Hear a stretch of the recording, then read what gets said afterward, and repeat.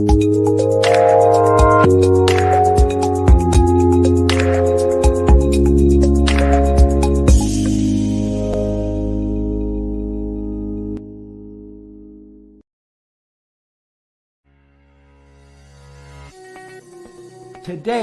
can be the turning point in your life by making a simple decision. Fundamental questions of navigation. Where am I? Where am I going? And how do I get there from here? I invite the leaders of our planet to ask themselves these three questions before they make any crucial decisions. But if you don't make decisions, you're going to stay right where you are. We are all map makers. We are in a time of transition. If we're going to change, we have to change the direction that we're going. Our planet needs leaders who know where they want to go. When we change the direction we're going, then we want to make sure we're going in the right direction. Leaders who can see the big picture. Because if we're not, we're going to either go backwards or we're going to stay where we are. Recognizing the psychological and the spiritual shifts and changes that need to be made, often from the inside to the outside. To be able to shape your future, you have to be willing and able to change your paradigm. Complex journeys require navigation. The path to the truth is one such journey. This is your GPS. Hairstyling services provided by J.D. Edwards Salon and Spa, Palmdale Shopping Plaza, Madera Street. Accessories provided by Chevette Williamson Jewelry. Standout jewelry for standout women.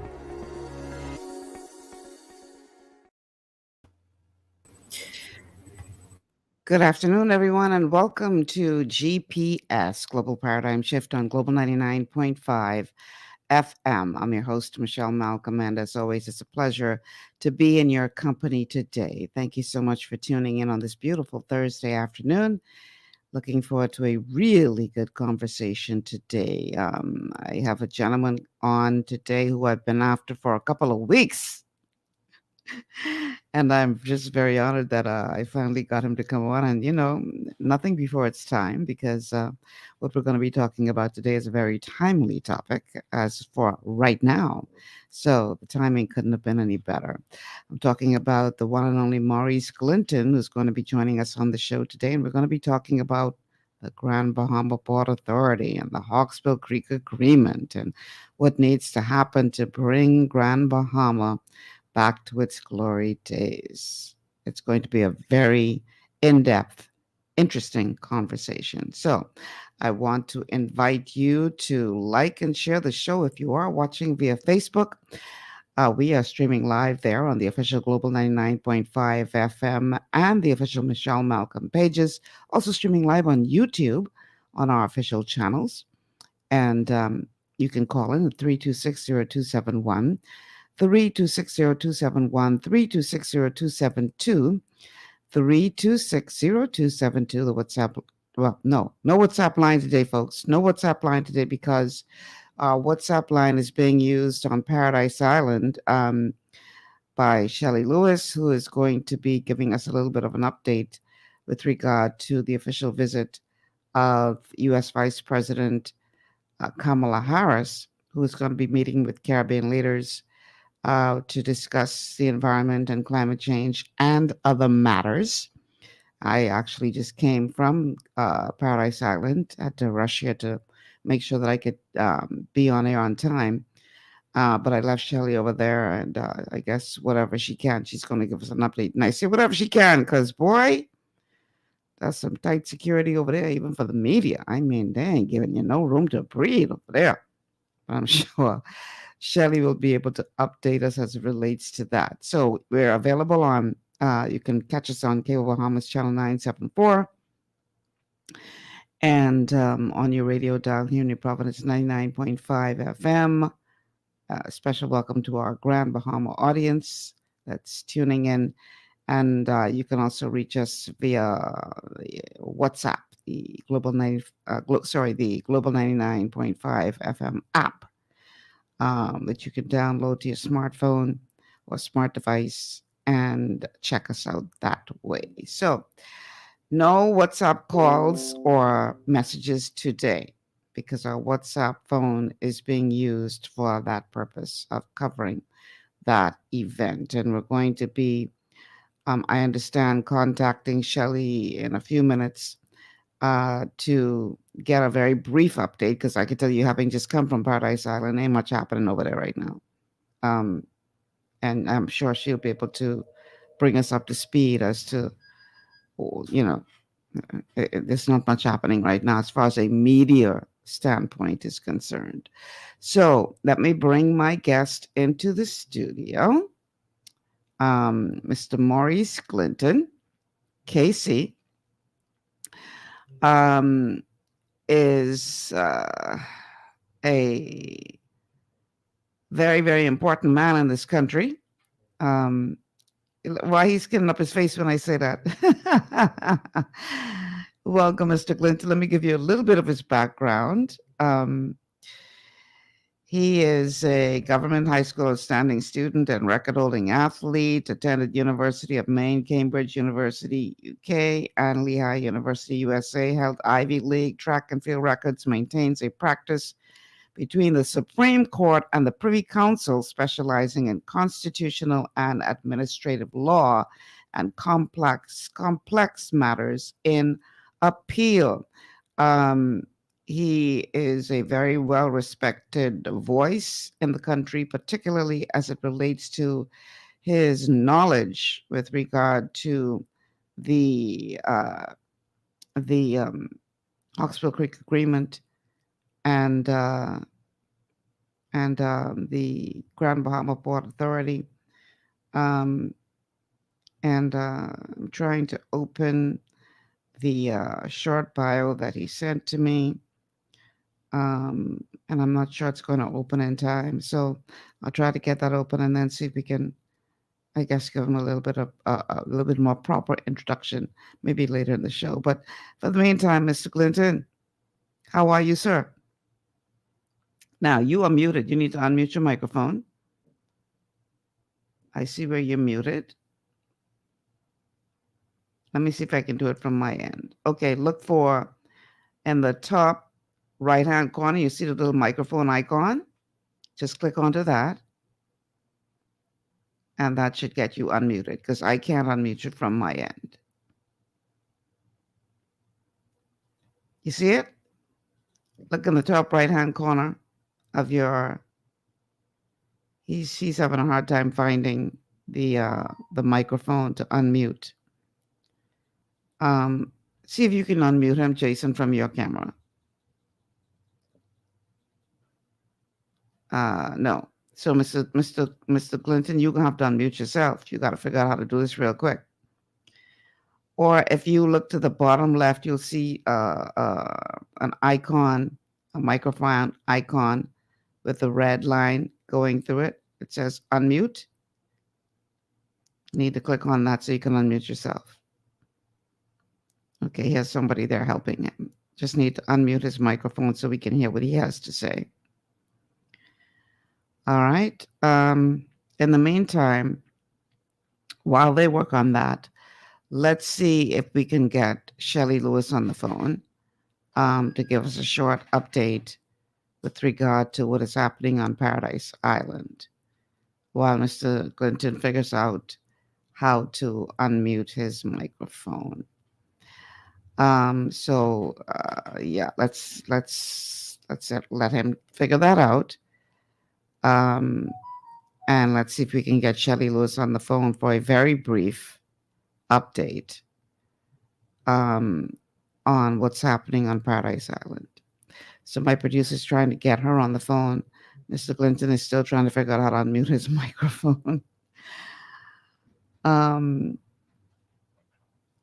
At the bottom of your screen, Mr. Glinton, you should see something that says unmute, stop cam, settings, present, invite, leave studio, all of that stuff at the bottom. And if you don't see that, again, on the top right hand of your screen, you should see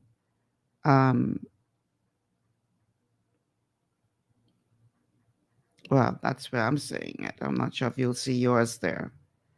but there's something there. And again, I'm trying to unmute you from my end, but it says can't unmute guests because they chose to mute themselves. So I need you to figure out how to unmute your microphone. Okay? I'll be getting Shelley. A press conference.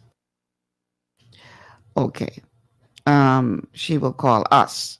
Okay. When I left Paradise Island, they weren't sure if they were going to do a press conference or not, but they did say that whatever they did was going to start at 2:00. So clearly I couldn't stay there because I had to be here.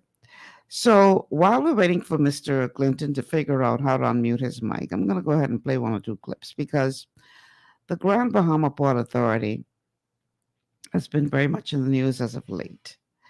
Our Prime Minister has made it clear that more decisive action needs to be taken because in his view, the Grand Bahama Port Authority hasn't met its obligations as it relates to the Hawksbill Creek Agreement and the advancement of Grand Bahama. And so the Prime Minister made some statements in the House of Assembly that have gotten the attention of some of the folks at the Port Authority. So let's begin by playing the clip with regard to what Prime Minister Philip Davis had to say. And then let's see how quickly we can get Mr. Glinton sorted out. Prime Minister Philip Davis voicing his concerns over the prolonged decline of the Grand Bahamian economy as he declares the current Hawksbill Creek economic model ineffective. With Grand Bahama's economy declining by 9%, Prime Minister Davis says something must change to put that island on the right track. Evidence confirms the view of my government that the Hawksbill Creek Agreement economic model, which is meant to attract foreign direct investment, does not work.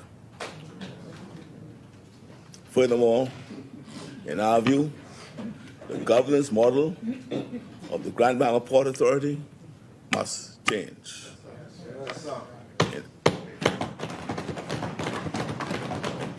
The Hawksbill Creek Agreement, signed on August 4th, 1955, has been instrumental in the development of Freeport. Freeport's existence and significant infrastructural and investment advancements can be attributed to this 99-year agreement between the Grand Bahama Port Authority and the government.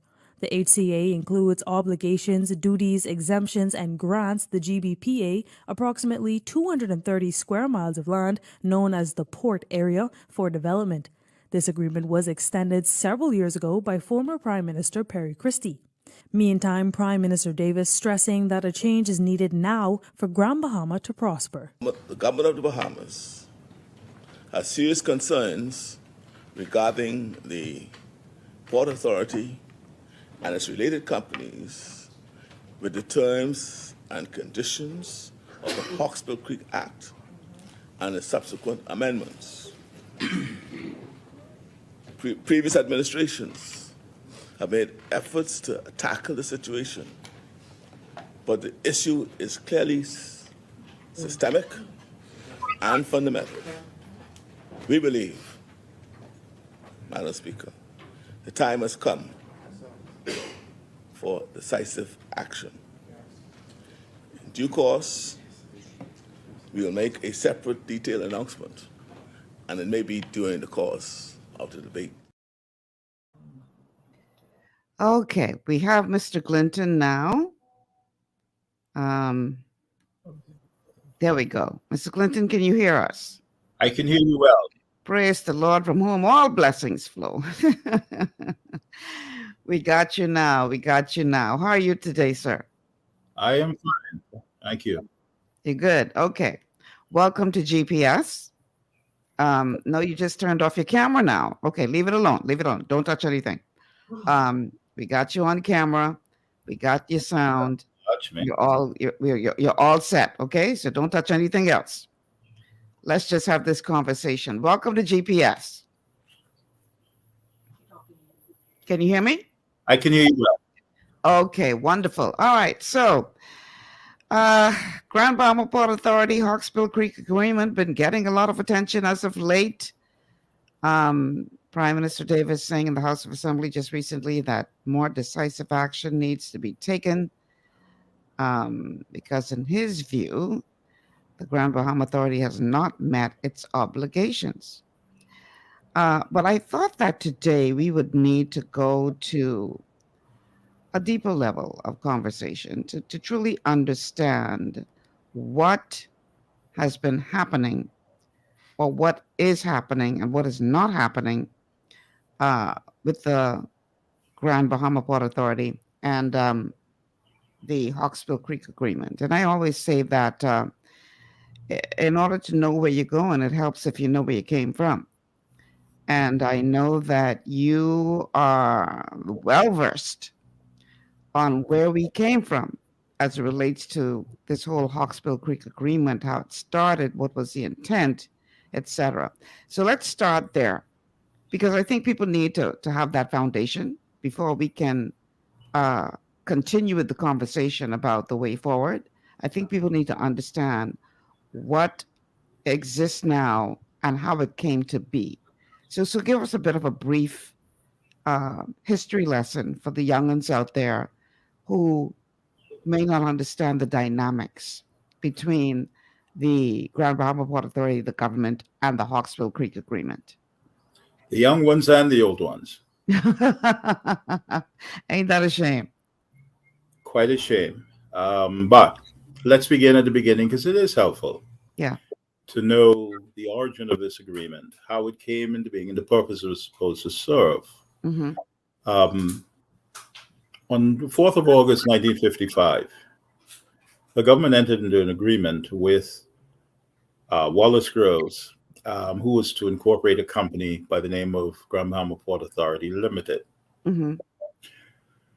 which was understood at the time to be the sole engine for the development, not just of this area called the port area, or even the island of Grand Bahama. It really was to serve as an engine for economic development for the entire Bahamas. One needs only look at the terms of reference of the commission, Royal Commission, that was appointed in 1970, and which gave its report on the 31st of March, 1971. And that's what, 40, how many years ago now? 52 years ago? Mm-hmm. Not much has been done. And I have several views for that, to explain that. But continue on from 1955, when you had the first agreement. We call that the principal agreement, the 55 agreement. There were only 2 subsequent amendments. And part of the reason for that was the difficulty in getting the licensees who were given third-party status, because they were not parties to the agreement. But the 1955 agreement created this category of investors called licensees. And they were accorded the third-party status to the extent that they were conferred equally with the Port Authority with certain benefits and privileges to be exploited either in the form of undertakings or businesses here in this area. And the agreement restricted the utility as well as the functioning of all of these privileges and these benefits, I call them facilities, to this area, which was geographically defined. And I might say here that in terms of its overall size, it's not much smaller than the whole island city, or I call the city nation of Singapore. Mm-hmm. And there was much promise. There were some challenges in the early beginnings, but it became necessary to amend it in 1960 for the first time. And it's an agreement dated the 1st of July of that year, and then later on in 1966. And these changes came about and could only have come about firstly with the consent of 100% of the licensees, whose written consent, in fact, had to be purchased. Mm-hmm. Many of them had become disenchanted.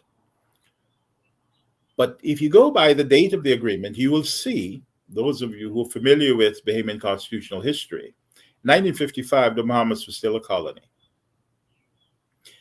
1955, it also meant that we hadn't yet gotten the first written constitution, which was only to be in 1963. But provision was made in the 1963 Constitution, essentially constitutionalizing this agreement because it was an international agreement. And the governor, for example, at that time under the 63 Constitution was required not to assent to any document that would appear to him to detract or to diminish the agreement impacted in any way, because it was an agreement which was binding upon the Crown. And that was because the agreement itself is a statutory agreement. It is unique in that respect. In other words, it's not just a simple agreement. I know you hear the parties talking about the port getting together with the government and amending it and all that. That shows a total lack of understanding of this agreement. This agreement is a statutory agreement which, if there are to be amendments, it must first have, now as a result of the Second Amendment in 1966, actually the First Amendment in 1960, 4/5 of the persons who are current licensees agreeing to it. And then there's supposed to be passed another enabling act. Now, I think where we are now in the course of things, the 1969 Constitution having overtaken that, and of course the 73 Constitution, the 50th year of which we're about to celebrate in a few weeks. I would submit that, in fact, to bring about any change here in Freeport regarding the Hawksbill Creek Agreement would require a referendum of sorts. It may require two of them. Firstly, the rights which licensees have and were accorded under the original agreement are not rights which, in fact, can be disregarded casually. In fact, it was observed that, in fact, in many ways, the licensees hold the key to everything. You can't move without them. You can't amend it. The agreement itself does provide for a review between the parties, called for either by the Port Authority or the government. The licensees can't call for it, but whatever changes that are agreed between the Port Authority and the government to make, it would require the written consent of at least 80% of the licensees to do. Now, here are some of the things about this agreement. You hear much talk about it and much jousting and stuff. I suspect there's something else going on here. And that it's not that the government or those persons in Nassau who speak about it glowingly and knowingly, when in fact it's obvious they have not a clue about what this agreement is about. This agreement essentially created a trust of certain rights, obligations that were associated and in fact ascribed to the Port Authority for the development of this area called the Port Area. In fact, the Port Area essentially was a scheme of development that was for the most part successful, except though the government was never vigilant enough in the only role that was left to it, which was, that is, apart from being the government, so it would be responsible obviously for national security matters. But in terms of what was created, pretty much the government had to ensure that the agreement was doing what in fact it was supposed to be doing. But the government also had some things to do which it never did. In the entire life of this agreement, having regard to the fact that the government has always been essentially an understanding partner in this arrangement. I say that because of a side letter which was entered into between Wallace Groves and the government on the same day as the agreement came into force, which was the 4th of August, 1955, whereby the government obtained a first option of refusal at the sale of any of the grocers' interest in this company. And by the way, the agreement itself provided that there could be, on the part of the Port Authority, no allotment of shares, more than 5% of those shares, Okay. except that's between Mr. Grove and his wife, Mrs. Groves. Mm-hmm. So that the Port Authority was never free to just dispose of its shares to anyone it sees fit. Now, that is not the end of it. In fact, it goes deeper than that.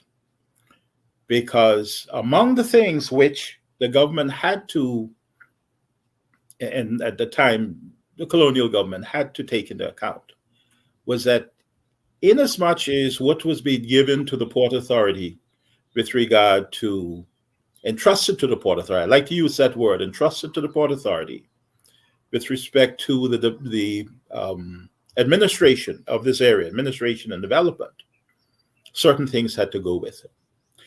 It therefore created monopolies. It created monopolies of utilities. And under the expression utilities, you have electricity, you have water and sewage and garbage. Mm-hmm. And of course, you would have telephony. These were things which are inherently and essentially governmental. These are not owned. So this illusion about, and in fact, the port acted on it with the government compliance as if they did not understand what they were doing. They went ahead and allowed, firstly in 1992, one of the first dastardly acts of the Ingram administration was to allow a company to come in here called Southern Electric, Mm-hmm. supposedly to acquire what was then Freeport Power, which was a nonsense. Freeport Power was a company that was only formed in 1963, and before that, it was nothing more than the electrical division of the Port Authority. But it was incorporated by that name, Freeport Power Company, and was really seen to be an emanation of the Grand Bahama Port Authority itself. Like there's so many other companies. It would have been a water company, water and sewage company. There was an airport company. I mean, for example, the other day, the government made quite a lot out of the fact that they were able to purchase back the airport for $1, an airport that they already owned and they didn't seem to know. But you can't, get them, some of them, to understand how the law of trust works. When, in fact, the government decided to entrust these responsibilities personally to the Port Authority, and I say personally because that's the way the agreement reads, the Port Authority knew and ought to have known what it meant because it was given that privilege, we call it a franchise, until 2054. But it didn't mean that the Port Authority could not, within that time, essentially just say, well, that is, the principals in the Port Authority could not say, well, we want to bring this to an end and we would just as soon move out if you will grant permission for, let's say, the Groves Mm-hmm. to get rid of or to allot their shares or sell them to someone else. So that I often try to explain to people that it was not up to Wallace Groves, who was the founder and the original developer, to simply say, well, I'm going to shut it down and I will leave it really as part of the inheritance for my children or somebody else. That was not up to him. Once he became persona non grata, he had to go. This was something which was part of the Crown's doing. The government could not walk away from its responsibilities overall, but the Port Authority had certain responsibilities with regard to this. And I would say, on balance, they tried to do it because there was much going on. And of course, there was an investment climate that was not always constant.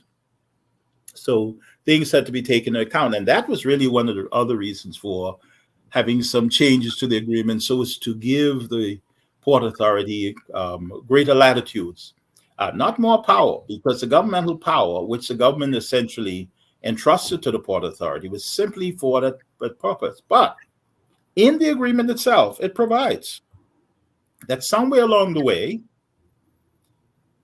what these responsibilities then were at the time, these rights and obligations, we call them, for once the personal responsibilities of the Port Authority, were to be transferred to a statutory body or something called a local authority.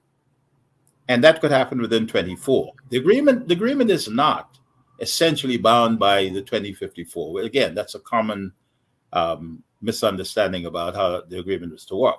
The Port Authority walk away with all the property that it itself owned, because under the original agreement, it was given permission to acquire land from some of the locals here who had land and was willing to sell it.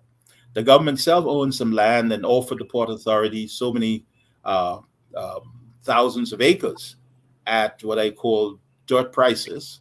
But that was really to endow this thing. That was the government contribution to what I call this trust that was created.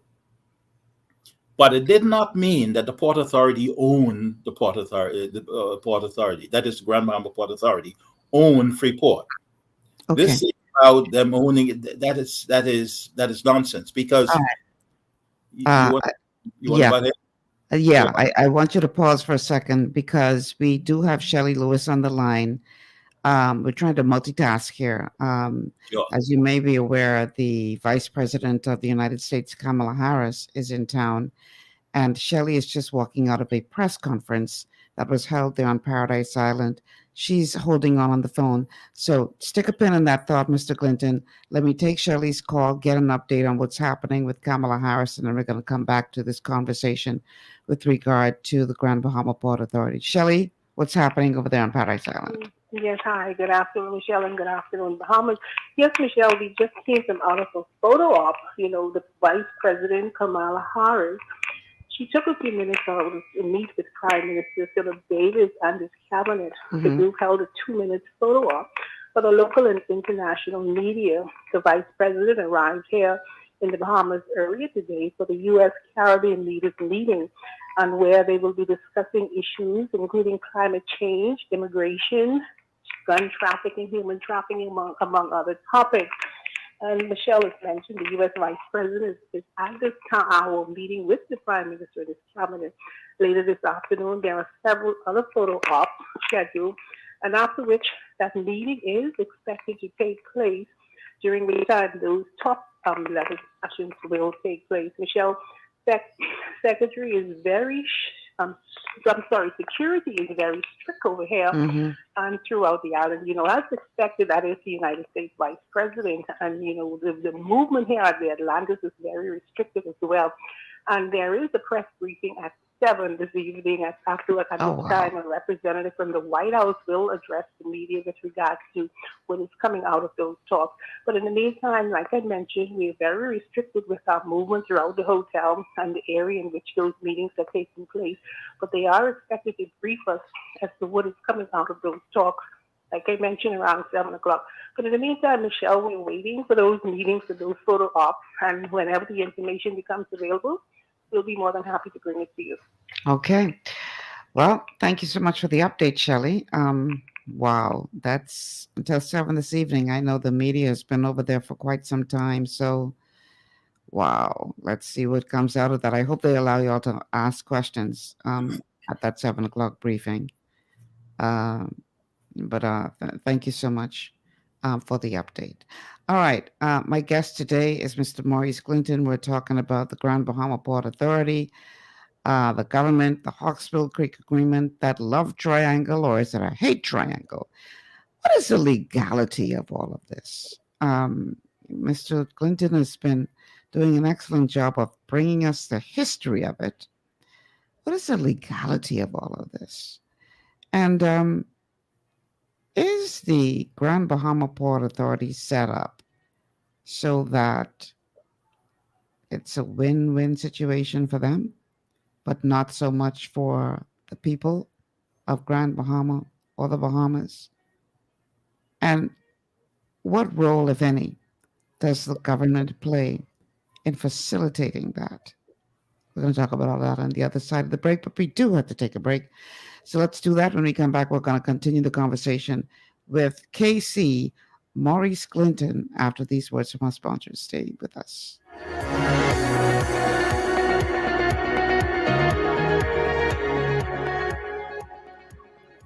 Global Paradigm Shift will return after this. Understanding your microbiome, also known as your gut ecosystem, can change everything you thought you knew about nutrition, digestion, immunity, and metabolism. Keeping your gut ecosystem healthy and balanced is essential. Ultimate Microbiome by Longevity was specifically formulated to optimize this ecosystem. It provides the advanced support your gut needs through prebiotic, probiotic, and postbiotic supplementation. Our unique blend of probiotics includes Lactobacillus and Plantarum, healthy bacteria that can help prevent harmful bacteria from taking over your gut. Increasing your gut's population of beneficial bacteria creates a more balanced gut microbiome, which has been shown to aid in weight loss, skin health, sleep, mood, and may even help with seasonal allergies. Ultimate Microbiome also promotes the production of postbiotics. Postbiotics are key to help regulate your gastrointestinal health. To enhance digestion, Digizyme Multi-Enzyme Complex, a blend of 5 specific enzymes, has been added to Ultimate Microbiome. It can help break down food so your body can better absorb nutrients. Plus, we've added our proprietary I-26 Hyperimmune Egg Powder to aid in the elimination of disease-causing gut bacteria and help your body balance its immune response. Ultimate Microbiome, the scientific, proprietary, and holistic approach to gut health that helps optimize your body's entire gut ecosystem. To learn more, contact your Longevity associate. Welcome to Sunshine Auto, the hardest place on the planet for rims, tints, and tires. We are your auto superstore for rims, Lexani, Azaras, Trueform, Western, Lux, Fuel, Trackline, Tough, Rough Racing, Velocity, Mud, All-Terrain, and low-profile tires, cars, homes, and commercial window tinting. At Sunshine Auto, we put God first and customer is king. Last is love. To stay healthy, it's crucial to make sure you get the nutrition you need every day. But it's difficult to get all your recommended vitamins and minerals from food alone. Even in the United States, 94% of people are deficient in at least one nutrient. Beyond Tangy Tangerine 2.0 by Longevity is a simple, convenient, and affordable way to help your body get the essential nutrients it needs. It's an advanced plant-driven multivitamin mineral complex that contains certified organic whole foods, trace minerals, and antioxidants. BTT 2.0 supports your body's natural defense system with a proprietary blend of energy-boosting and body-loving nutrients, plus prebiotics, probiotics, amino acids, and enzymes that support digestion. With an unusually high ORAC score of 8,000, you get even more antioxidants to help combat free radicals that can cause damage to your cells. But to get the most benefit and value from any multivitamin, your body must be able to break down the nutrients so you can fully absorb them. Otherwise, they'll just pass through your system without doing any good. Beyond Tangy Tangerine 2.0 was specially formulated with synergizing cofactors to ensure you get maximum nutrient absorption. Beyond Tangy Tangerine 2.0 is the easiest way to give your body the balance and complete daily vitamin mineral supplement it needs for optimal support of your overall health. To learn more, contact your Longevity associate. This portion of GPS is brought to you by Tiki Bikini Hut at Junkanoo Beach.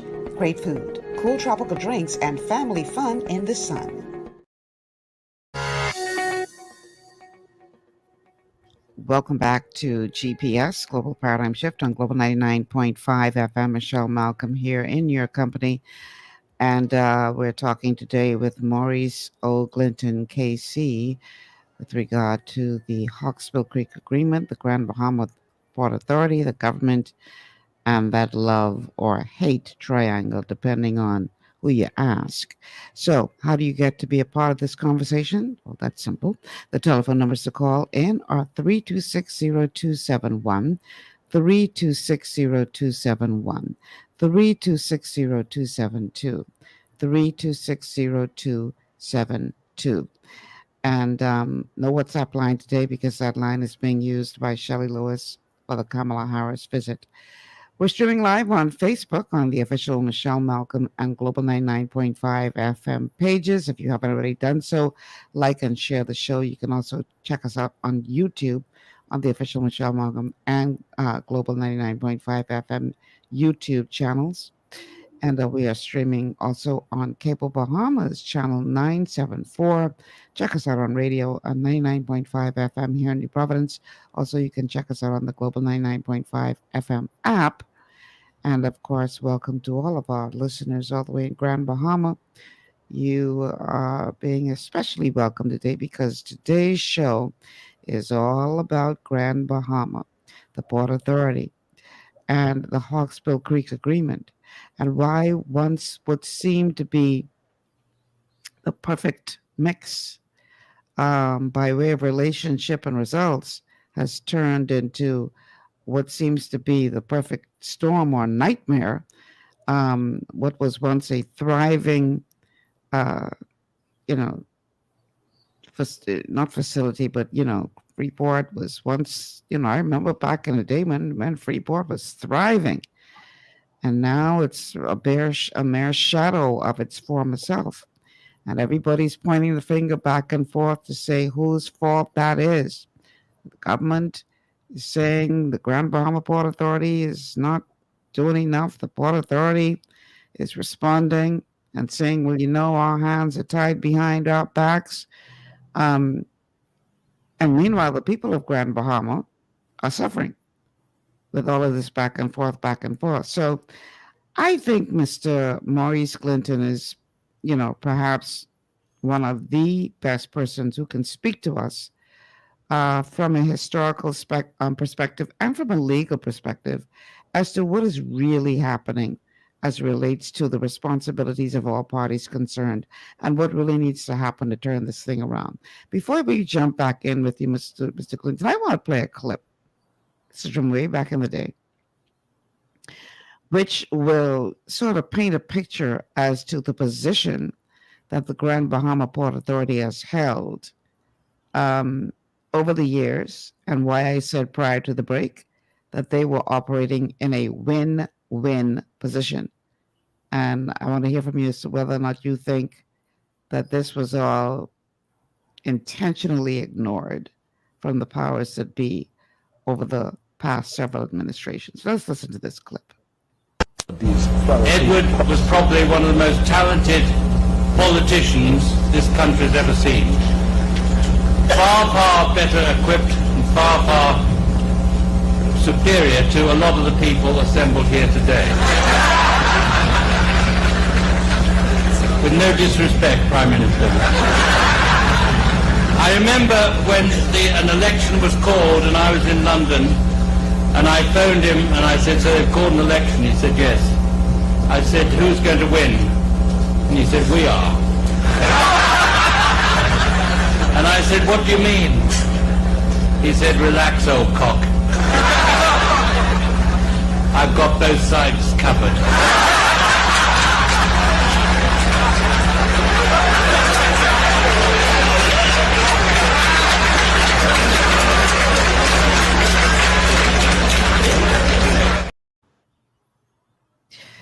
Now, in that clip, we saw two former prime ministers, one prime minister at the time, in the person of Hubert Alexander Ingram and Perry Christie, both laughing at the joke, but not a joke, that was told at that event.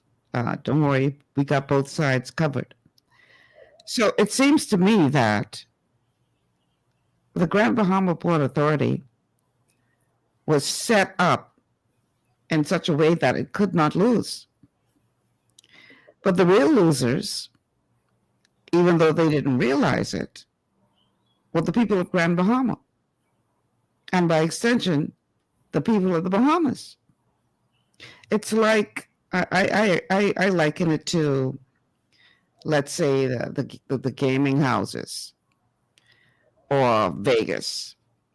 No matter what, the house never loses. So somebody might hit them for, a couple of dollars here and there, but at the end of the day, the house never loses. The House always wins. And from what I can tell, the House in this scenario is the Grand Bahama Port Authority. They were set up so that they could not lose. What are your thoughts, Mr. Glinton? Michelle, if I may call you that. Please.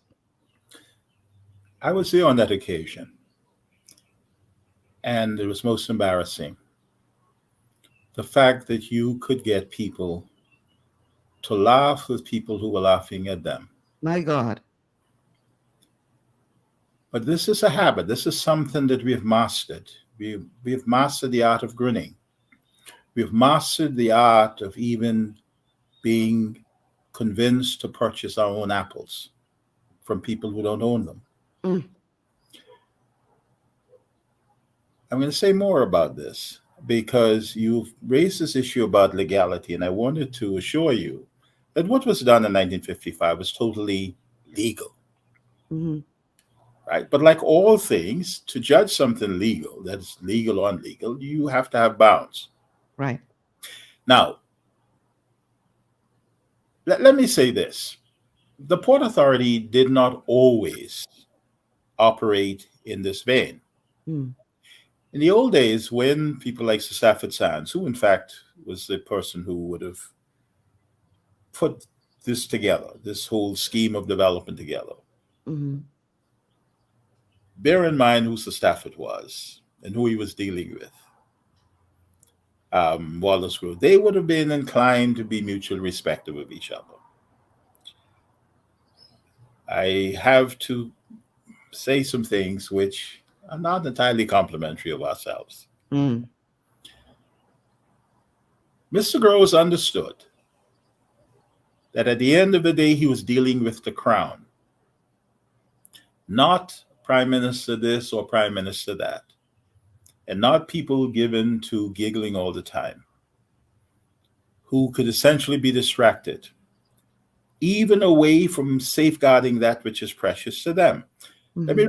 Let me read something to you so you will understand how it is back in 1970, under the terms of reference which was given to them.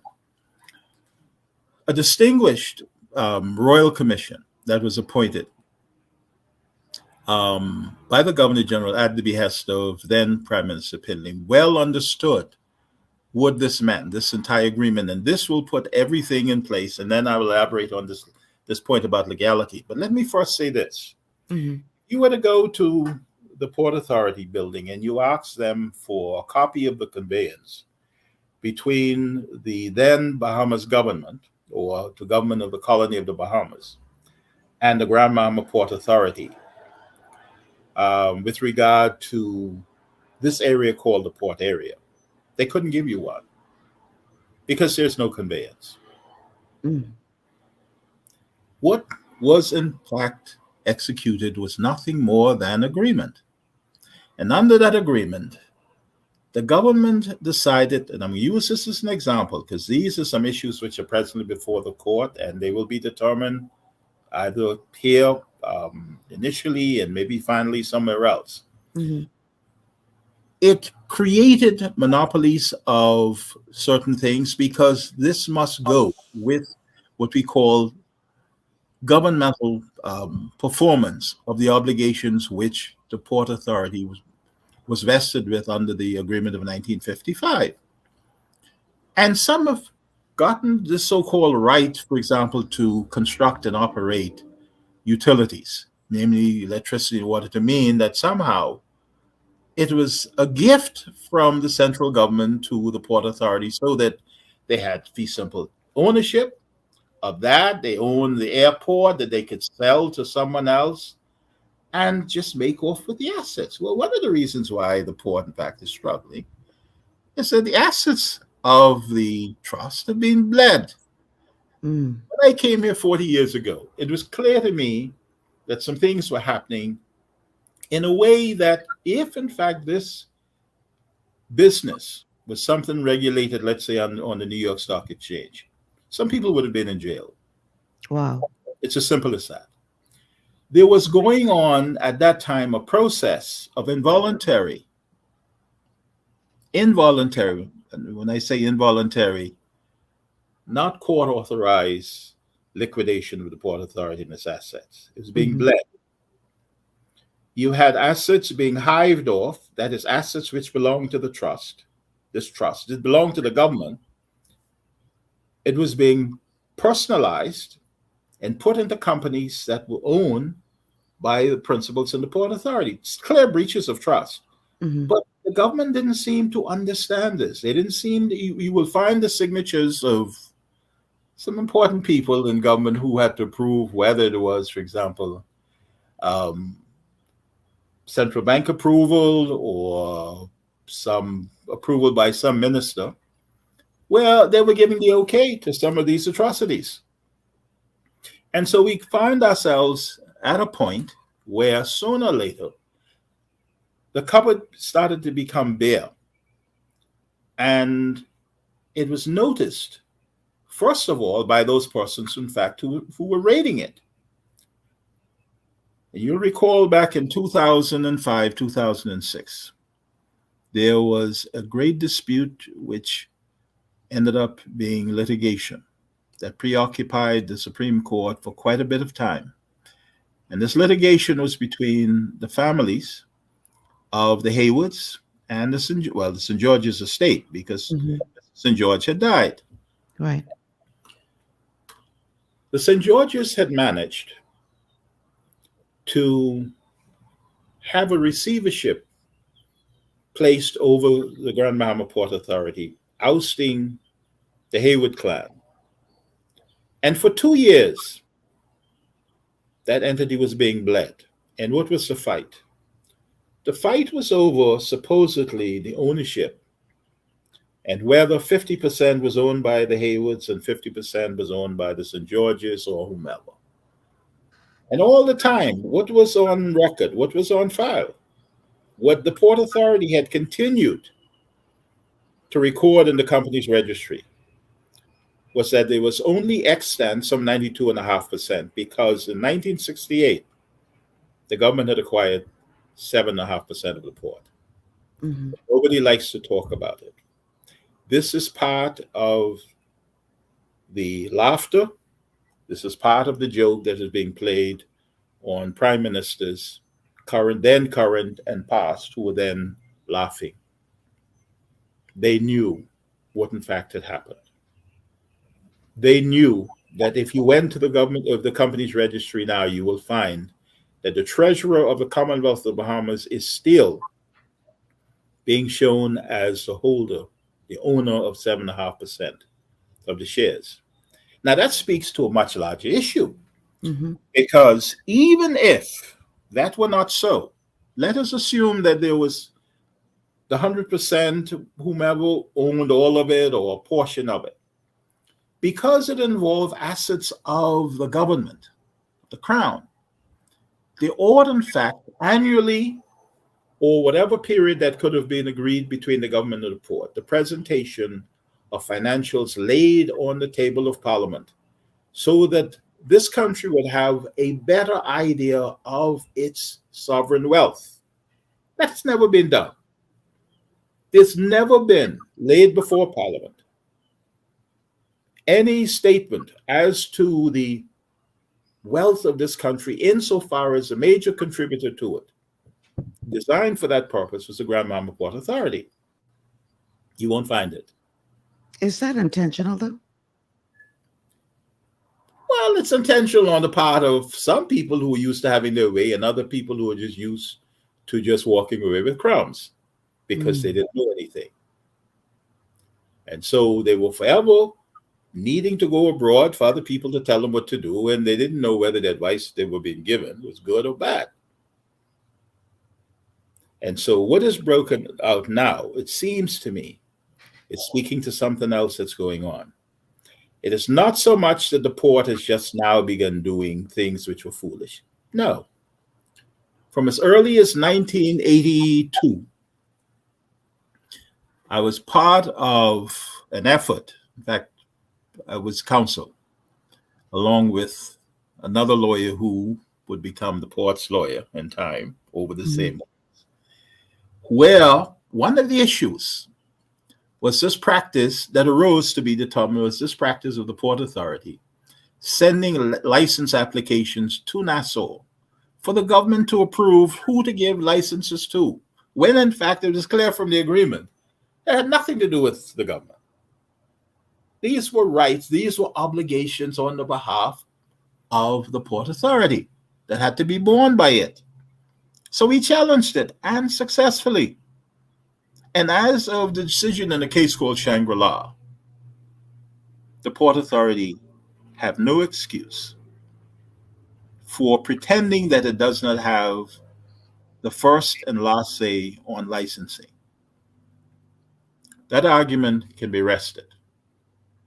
And I started to tell you about the fight that went on between the Haywoods and the St. Georges. Mm-hmm.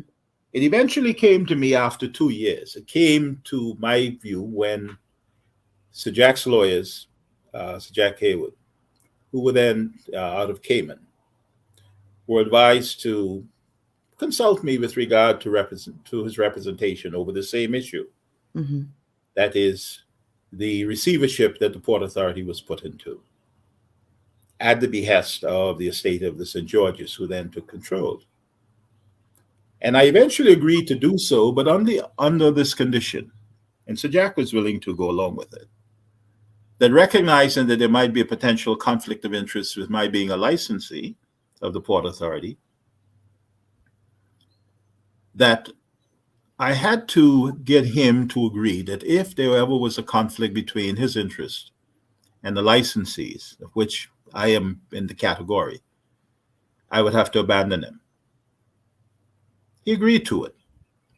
And what was the outcome of that litigation? Well, I eventually got a judge of the Supreme Court to agree with the legal proposition never before made that the Port Authority itself is a unique company.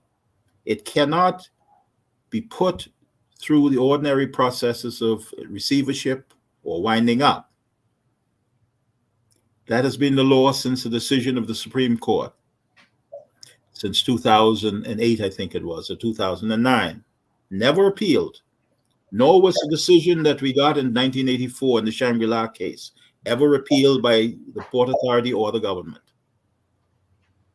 And those were not the only decisions. It was also a major decision of then, soon to be Dame Joan Sawyer, recognizing the statutory nature. In other words, this agreement that was practically cemented in the constitutional fabric of this country, so that it isn't for anybody in the Port Authority to be inviting government to sit down and see how we can amend it and make changes. That is all rubbish.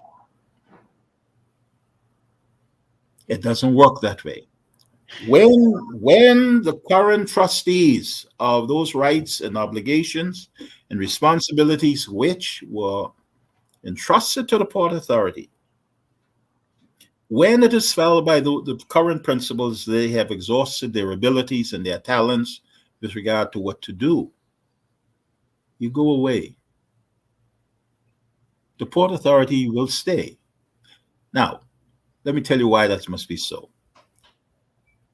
When the Commission gave its report in 1971, and there's some things there which I could tell, had the government read it, they would have known what to do. They would have known what, in fact, they had to do in order to fulfill their role as the government, having now already created this thing called the Port Area and by means of the Hawksbill Creek Agreement Act and the agreement itself. They would have known.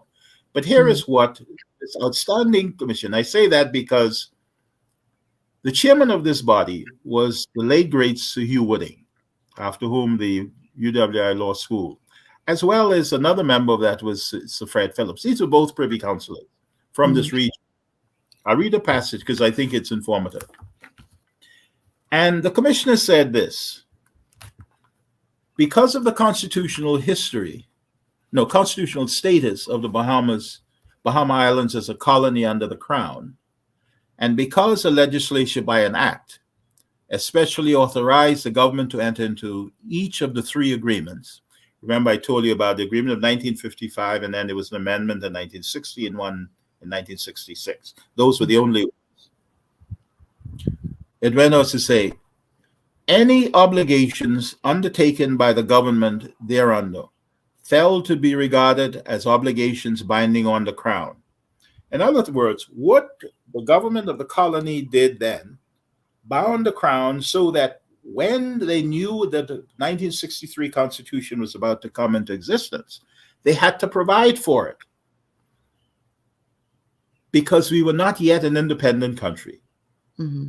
We were moving towards internal self-government, but we did not have responsibility for things like security, foreign exchange, none of those things. But we were in a process of moving from one stage of colonization into, some would say independence and some would say self-imposed colonization or recolonization, but that's another argument for another day. And then the commissioners went on to say this: but we have been informed by our counsel that, subject to such restrictions and or conditions as may be imposed by the Constitution, they were now talking about the 1969 Constitution by the time the commissioners were given their remit. Mm-hmm. Because the 63 Constitution had given way to the 1969. It says, any such obligations can in law be abrogated or varied by subsequent legislation. In that regard, if any such legislation appeared to him acting in his discretion to involve a breach of faith, the governor, before assenting to it, was required by the pre-1969 Constitution, that is the 1963 Constitution, to reserve it for the signification of Her Majesty's pleasure. In other words, that was the limitation placed on Wallace Groves, on the Port Authority, so that by no stretch of the imagination could it then be argued or subsequently maintained that this area known as the port area became a territory owned by the families of the St. Georges and the Haywoods. Not at all. They were the equivalent of what I call corporate trustees. For a price, operating a profit-making company, you get to make a reasonable profit, even though it's on the investment of other persons, but it could include yourself, and you might even also be a beneficiary of what in fact has been created. And that is what happened, because the Port Authority, if you look at the Hawksbill Creek Agreement, you will see that the Port Authority is in the same position as licensees. They have all of these benefits. The only difference is that it is to the Port Authority that the government entrusted these governmental powers and the rights really to perform certain obligations with regard to water and sewage and a number of other things. In 1968, of course, we had some changes with regard to immigration because that was the break situation. But throughout all of this period, you have a government in Nassau every now and again finding ways to take advantage of a lucrative situation, meaning no more than money to fight elections every 5 years. That's all it meant. Believe me, that's all it meant. We get back to that. We'll get back to that. But so you have this bleeding of the Port Authority. You have what I call the stripping of assets of the trust. Like, for example, suddenly persons within the Port Authority owning the power company, so that now, and I've seen the most recent annual statements of the Amera Corporation, they're claiming that they own Grand Bahama Power Company. Mm-hmm. It's impossible. The Port Authority or whoever, whatever name they held the rights in, that is to build and construct it, never owned it. Nor did they ever own the airport. The only thing they were given were the rights to operate them. Wow. Never owned them. Now, these are which, you know, again, you will have no doubt some dispute, and there might be some common law lawyers, about saying that, well, Parliament can make any law and one Parliament can't bind another. But of course, in the case that I mentioned that Dame Joan Sawyer was associated with, she put that nonsense to rest when a lawyer dared to make the argument that one Parliament could not bind another. In other words, what the colonial legislature did then could now be uprooted by this current Parliament. As it saw fit. And, she laid waste to that argument. And rightly so. Sheer nonsense. The agreement is encrusted and embedded in the Constitution. And I would say that before the 1973 Constitution, it may very well have been the argument that it would have been sufficient to secure the 80% written consents of the licensees. 80% of the written consent of 80% of the licensees, and an enabling legislation to make some changes to it after there being a review called for by the Port Authority or the government to see what, because every agreement you need to visit it, every situation, to see where you, in light of, changes coming about, you need to make changes and adjustments. So one of the great features of this agreement that no one seemed to have taken advantage of, even though some of us in Freeport still can remember to go to some banks to remind them that, listen, you can't charge me on drafts because this is supposed to be tax-free. So that if I went to purchase a foreign currency draft, I would not have to pay the stamp tax on it. Now, under the agreement at that time, it seems to me that every major bank ought to be headquartered here in this Freeport. The provisions are there for it. They would have been able to do their business and operate without having to pay stamp duty. One of the greatest atrocities that's being done here in Freeport is every year, persons like myself who own a bonded vehicle, we ended up paying taxes, road traffic taxes in the form of licensing duties, and the money remitted to the central fund, even though we're driving on our own roads. And we're told that we can't take our bonded cars outside of the port area, which is a bonded area. Nobody questions it. Nobody says, but this is inconsistent with the agreement. And that's because they don't seem to know or they don't want to know. So the Port Authority or the principals are taking advantage of something else. This laziness, this intellectual laziness that we suffer from. That is, as a people, where just by virtue of their sense of superiority, they can have, for example, Sir Jack making fun in the face of the prime ministers. And both laughing. And they were grinning. Big They didn't joke. understand that they were being insulted. My God. We have to take a break.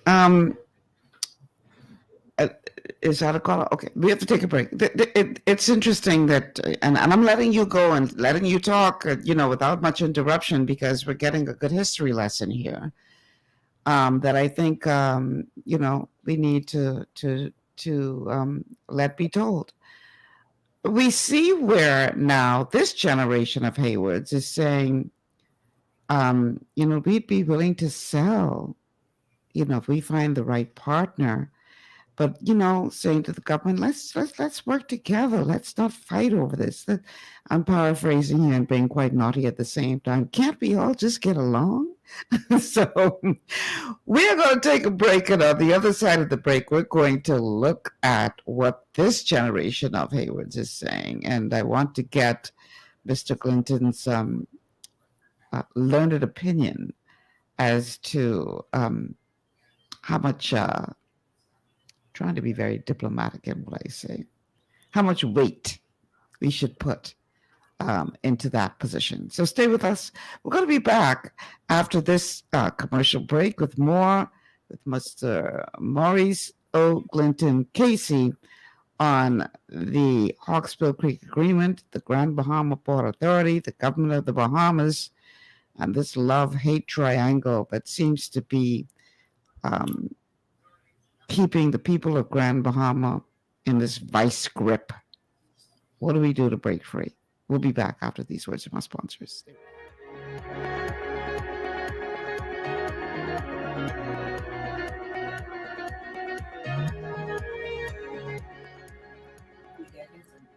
Global Paradigm Shift will return after this.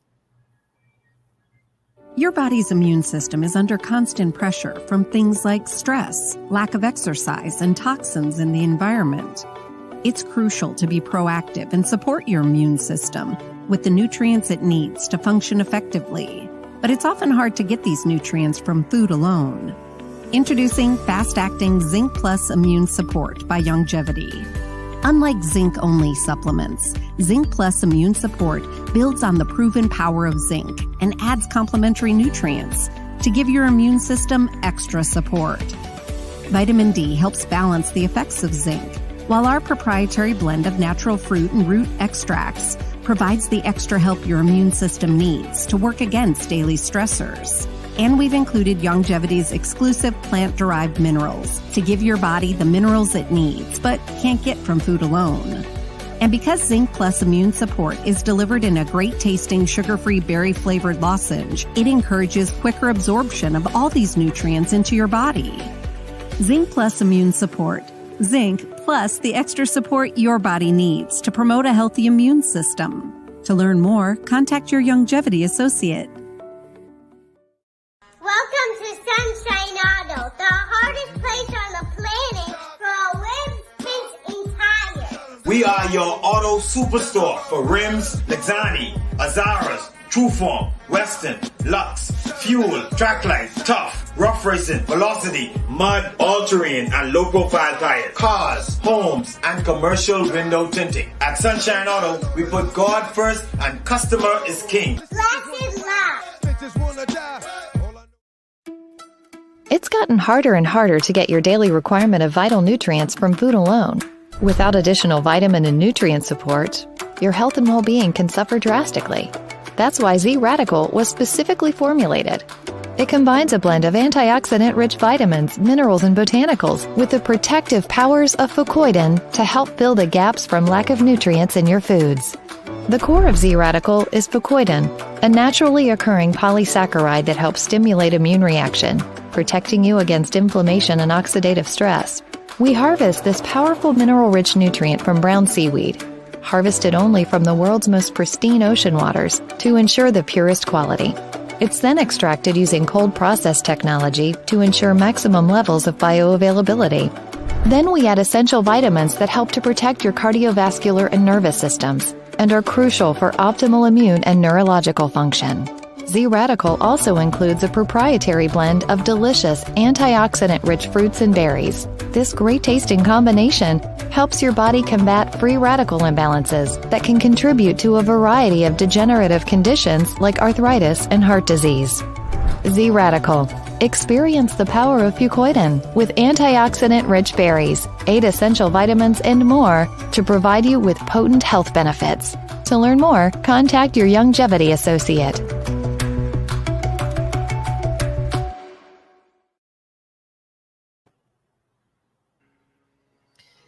And we are back. Welcome back to GPS, Global Paradigm Shift on Global 99.5 FM. Michelle Malcolm in your company.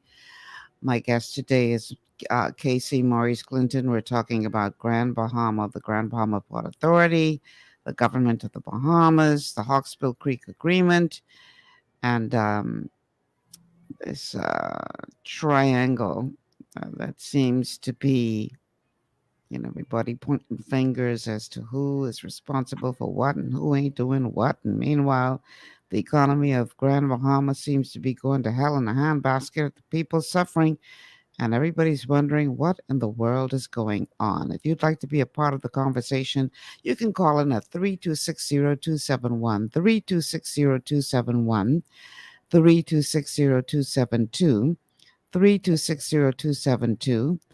And you can also check us out on Cable Bahamas, channel 974. And we are streaming live on Facebook.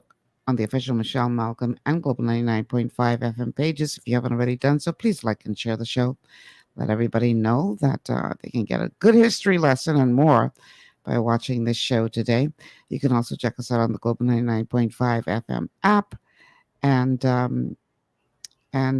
you can also listen by radio, 99.5 FM here in New Providence. And a huge welcome to our Grand Bahama audience. As I would have said, our guest today is KC Maurice Glinton.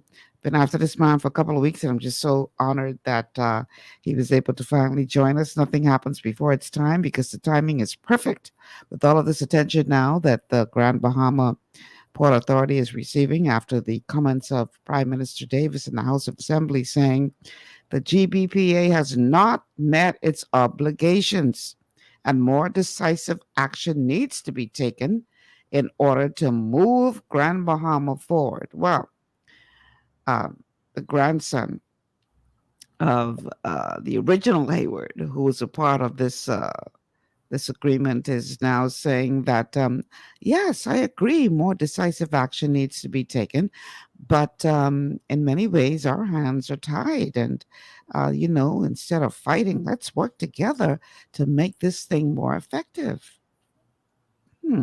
Let's go ahead and listen to this clip with regard to what Mr. Hayward had to say. Rupert Hayward, grandson of former Grand Bahama Port Authority co-chair Jack Hayward, calls for immediate action on the Hawksbill Creek Agreement to revive Grand Bahama's economy. His remarks come after Prime Minister Philip Davis declared that the agreement is ineffective and announced forthcoming decisive action. We've been saying to the Prime Minister and previous governments that the Hawksbill Creek Agreement needs to be certainly updated and certainly needs to have its embedded benefits maintained within that agreement, which has been diluted, over time. And for Freeport to succeed, we desperately need to have a modern, current 21st century Hawksbill Creek Agreement, which allows the port area of Freeport, Grand Bahama, to compete with the rest of the world. Decisive action, yes. Let's update the Hawksbill Creek Agreement. Let's make it current.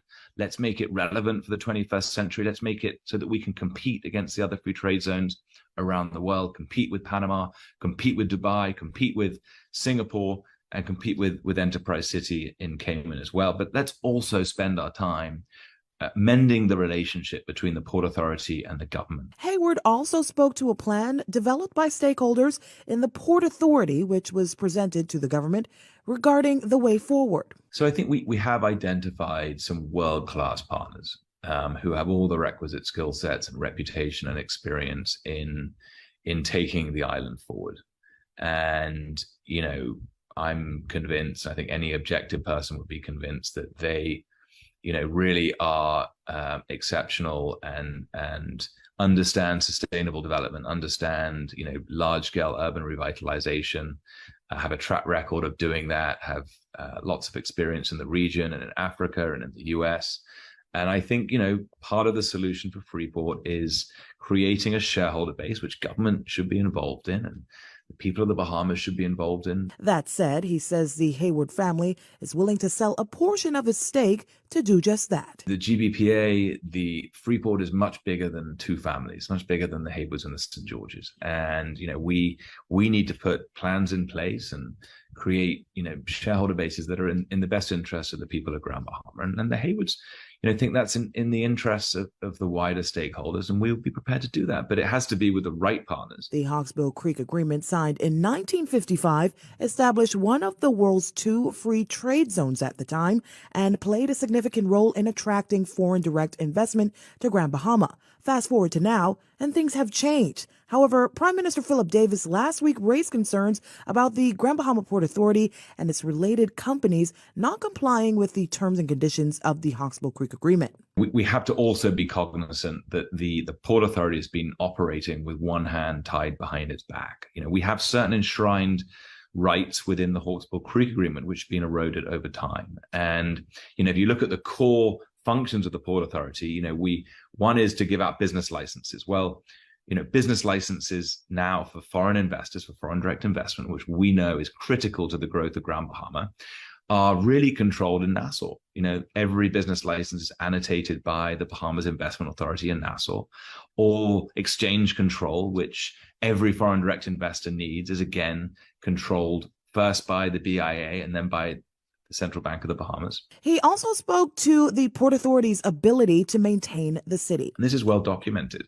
The Port Authority has asked the government to update the bylaws that exist, and they were, I think, last updated in the 1960s. Now, that's a long time ago. If the documents that allow us to knock down buildings are not current, have not been updated so that we can actually deal with the blights and the hazards in the port area in an expeditious way, we can't do that ourselves.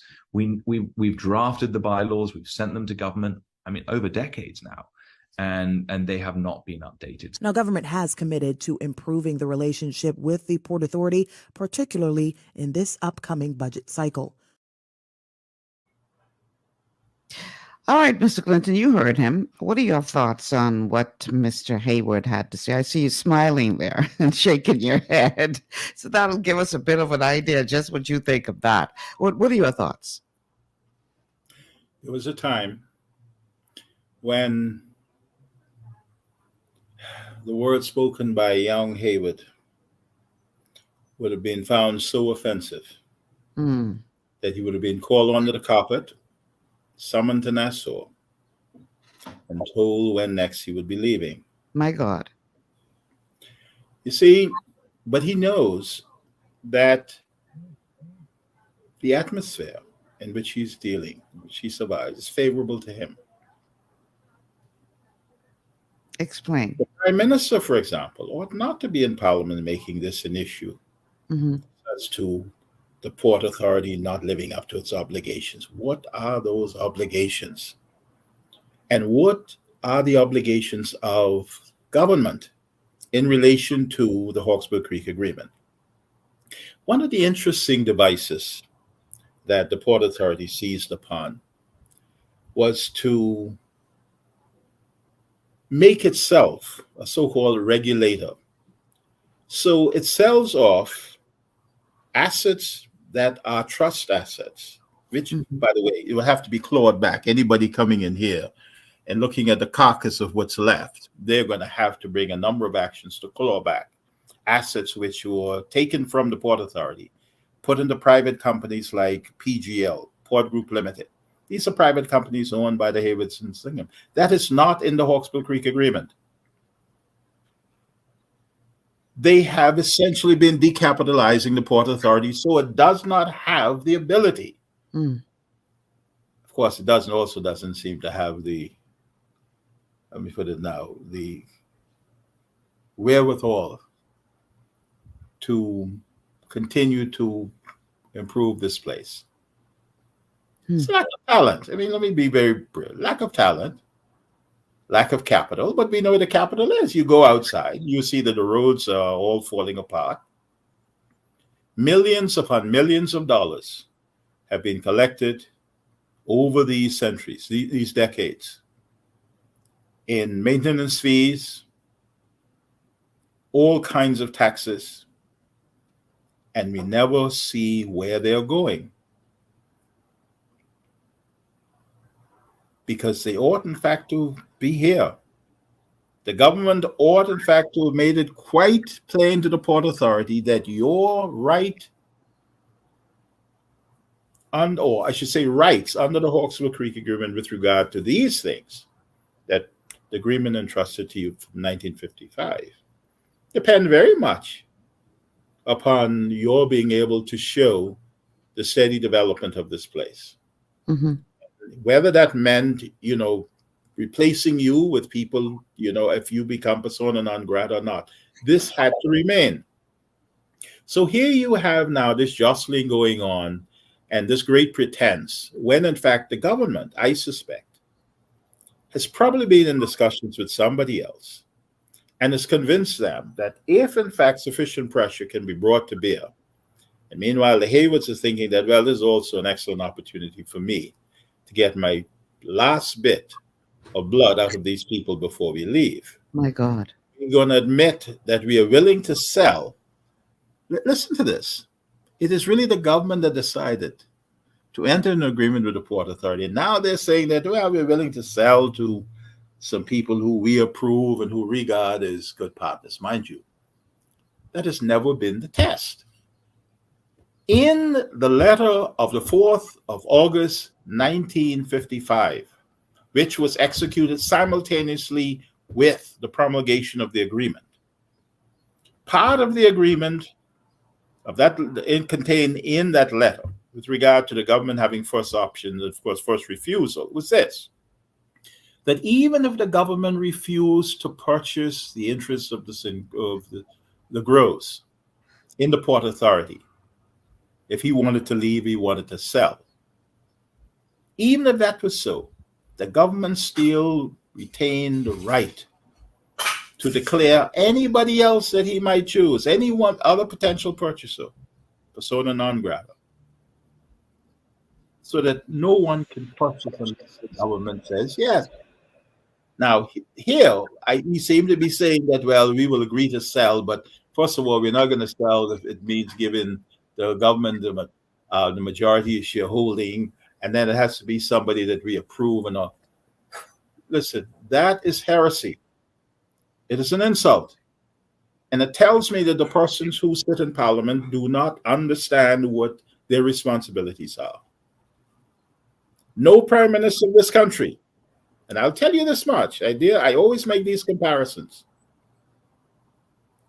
Lee Kuan Yew from Singapore, he's no longer in place. His son, I think, is probably now been in place and out of place. But I was fortunate enough to meet him many years ago, the old man. And even in modern day times in this region, I would suggest that Prime Minister Motley would not tolerate being spoken to this way. You do not dictate to a sovereign government the way young Haywood is doing. And with whose blessing?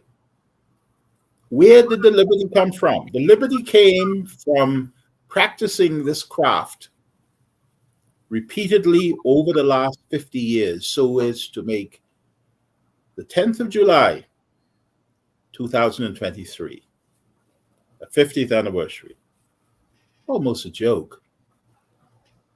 You're not asserting your duties with regard to safeguarding the interests of this place.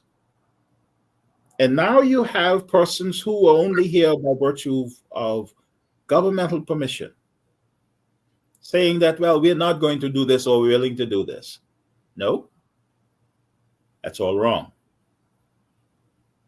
And I suppose now we're probably much too weakened as a central government to do anything about it. Let me ask you this question. This is all just so sad to hear. I liken this whole scenario, particularly as you've broken it down for us, to someone who gets a can of soda and sucks out all of the soda out of the can. And then once they can't get anything more of it, they crush up the can, throw it to the side and say, well, there's no more use for this can, so we're going to just throw it to the side. Would you say that that is what we see happening here? Is this Grand Bahama vision nothing more than a grand deception when it comes to the way that this has been allowed to operate?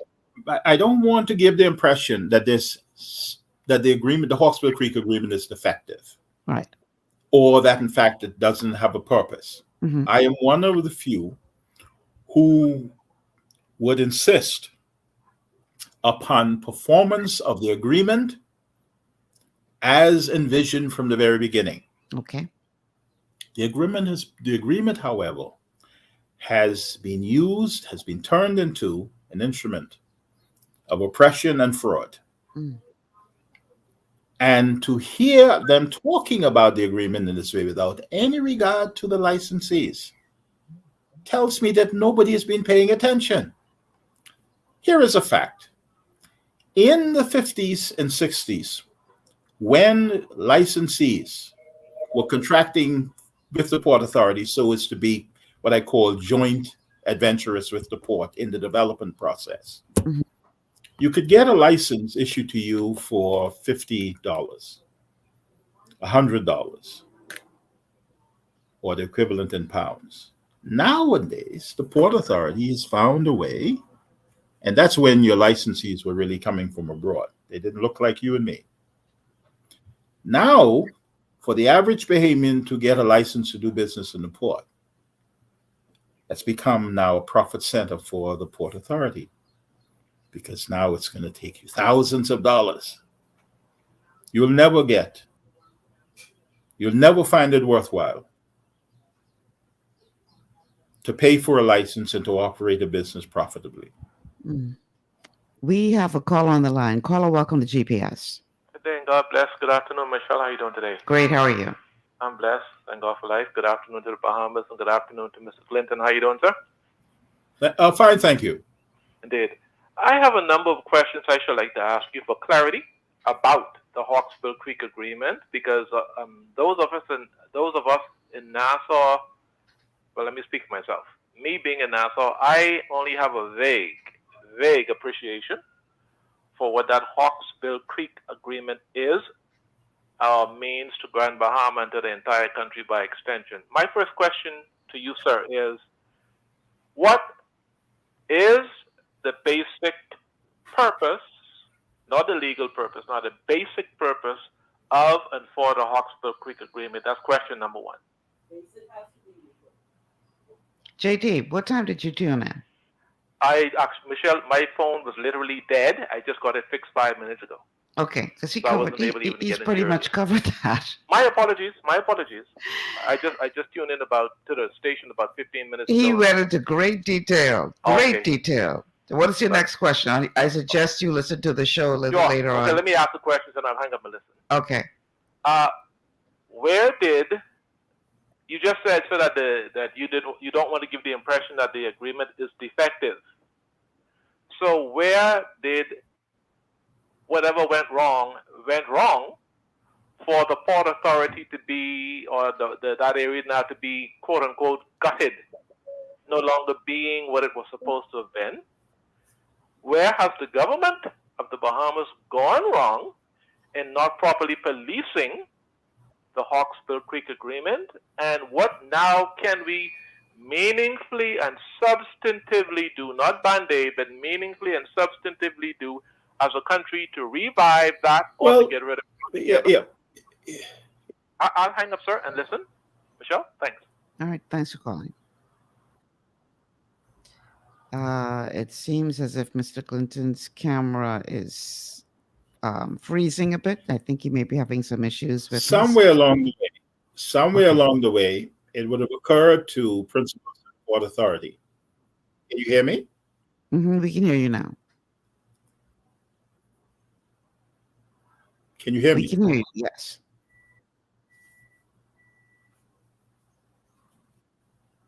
Go ahead, Mr. Clinton. We can hear you. Okay, you know what? You can hear me. Somewhere along the way, the Port Authority. Go ahead. Can I continue? Yes, please. Somewhere along the way, early on, it was discovered that the genius that was associated with Wallace Groves disappeared with him. Oh, wow. And rather than there being what I call sowing so that we can all continue to have a harvest, we began reaping. And in order to do that, it meant that the principals in the Port Authority had to take into account the fact that there was a political plane, a political hand of politics that could be played. And they played it so that it was easier for Sir Jack to say that, we win no matter who wins the government of the day. We're sitting pretty. That's how it became possible to do. Because it shifted from developmental to really just more than political games.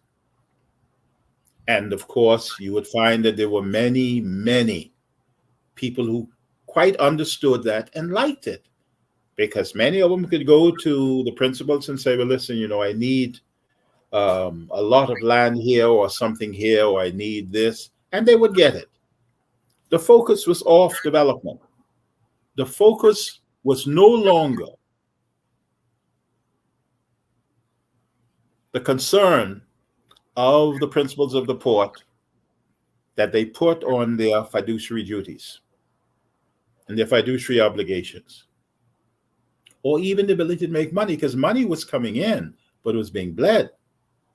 And then the idea came that, well, if we could somehow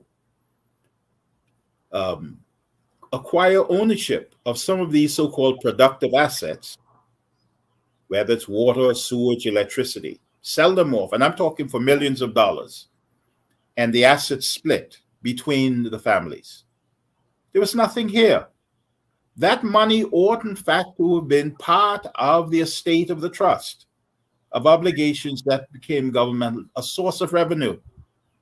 Nobody has given account for it. And throughout the years of the Hawksbill Creek Agreement,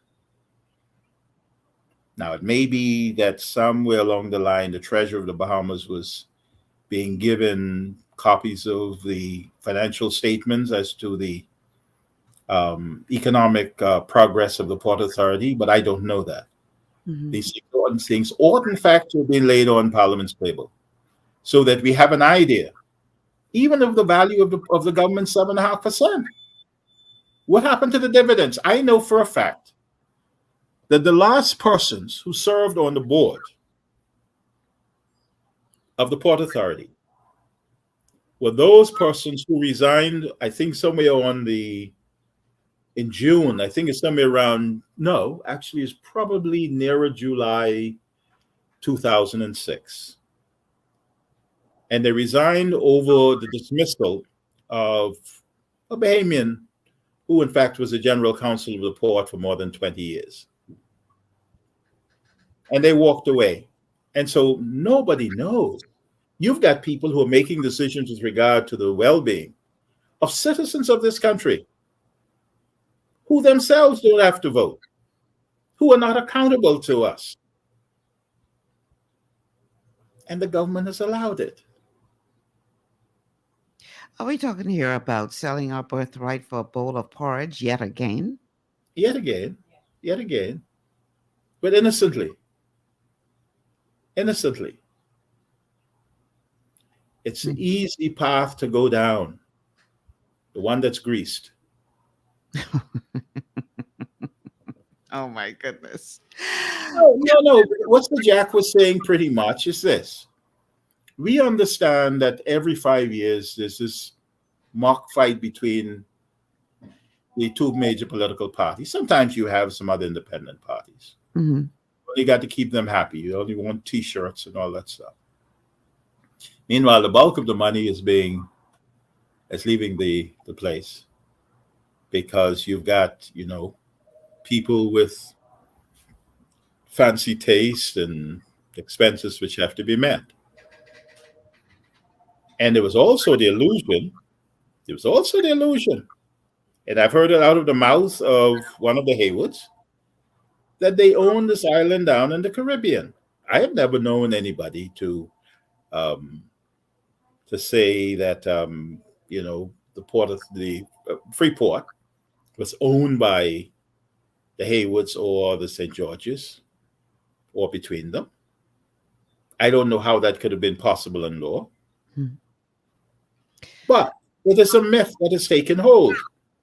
And young Haywood is now saying that we are in the driver's seat and we will play, little games, and sooner or later we'll arrive at an amicable settlement, and you will forget that we have managed to take assets, put them in companies which we own, gone away and have spent millions and millions unaccountably. And you could have the carcass. My God. The grand deception, I call it. We have a call on the line. Caller, welcome to GPS. Good afternoon, Lady Malcolm. How are you doing? Excellent. How are you? Wonderful. Good afternoon, Mr. Glinton. Go ahead. He's listening. Okay. Mr. Glinton, question for you, sir. You're a Bahamian, right? Pardon me? What do you think, if it matters? No, it's just a question, because a man of your caliber and your status, right? Over the years, I've followed you with your knowledge and your experience Why haven't successive governments, or have they approached you to assist us with the development of this nation? That's why I ask you that question. If you're no, you're saddling me with a burden. I am not the only person that has found that that there's no use for us. There have been people like that over the years who, and that is nothing that I'm concerned over. All right, caller, you have another question because I have a cell phone caller holding on. Yes, I have another question. Go ahead and ask it. I hear from a family of politicians. I don't have to say which family, right? Mhm. But they said to me, despite what all Mr. Glinton and everybody else, y'all and them must be saying about the Port Authority, that what is the real gloves of true reason why the Port Authority took over Freeport? What's the real down true reason why they did? I'll hang up and listen for the first part. Thanks Say that I didn't quite understand. Maybe, Michelle, you can rephrase it for me so that I understand the point that he wants me to address. What is the real reason why the Port Authority was given, I guess, this authority over Grand Bahama? No, they took it, and they're taking it. It's not that they were given it. If you've got people who are not intellectually curious, if you've got people who want to just be prime ministers without riders, and you don't have, you can't find a reason to go and hire, let's say, a retired prime minister from Great Britain like Tony Blair, because we like looking outside, for answers. I always say, we like somehow hiding our nakedness with other people's clothes. The truth of the matter is, there is nobody in the Port Authority with the ability. You're not talking about a little village. I mean, this place is crumbled, yes. But those of us who were coming here from the 60s for the first time, even though that was a period when the rot began to set in, you will see the difference between then and now. The last bit of major construction to take place was probably in the late 60s, and maybe just a bit with the construction of what is now the Port Lucaya area, and there's an area down in the city. And that was really at the engineering of a Canadian gentleman who had his own reasons for prompting the port to become involved. But if you look at what has happened to the airport went under, not really for the second time in 2019. They have not been able to really to get the airport going again. How do you expect? I mean, I can remember when I came here for the first time in the 60s, that it was possible for me to come from Nassau, come to visit my friends in Grand Bahama. And when it was time for me to go to school up in New England, up in Maine, I could catch what was then, it's called Northeast Airlines, and go all the way up from here. You had Braniff, you had, and these were wide bodies. Mm-hmm. All aircraft, they had an airport, not as developed as this. And then one day you wake up and you see where a government was induced to buying or pretending that they were buying a hotel up here that nobody else wanted. And the reason they gave was that we were going to buy it and keep it because then we will have somebody to come and buy it from us. And I'm saying to myself, why don't you let the marketplace do its work? The government supposedly bought the Alukaya Hotel and they had no right to do so. But nobody is going to go to the Minister of Finance and say to him, you pay this money back because you had no authority to take it out of the consolidated fund. Who's going to sue him? When you go and you engage in this exercise of pretending that you are now buying an airport that you already own, and you could not, in fact, have alienated to begin with. These are aspects of the sovereignty of a country, independent or colony, that it is not within the gift of any administration of the day to simply give a bill of sale to somebody for having bought it from them. And as I indicated before, there can be no changes to this Hawksbill Creek Agreement, lawfully, that is, Without a referendum. Without a referendum, without, first of all, the agreement of at least 80% of the licensees. Smoke and mirrors. We have a cell phone caller that's been holding for quite a while. Caller, welcome to the show. Yes. Good afternoon to you. Good afternoon to your guest. Good afternoon. Yeah. I called in from Freeport. Okay. I want to say that all my life I was here. And I never really understand like why the port was here, but I understand what they was doing. So I could appreciate the gentleman and what he's saying, because I really learning about it.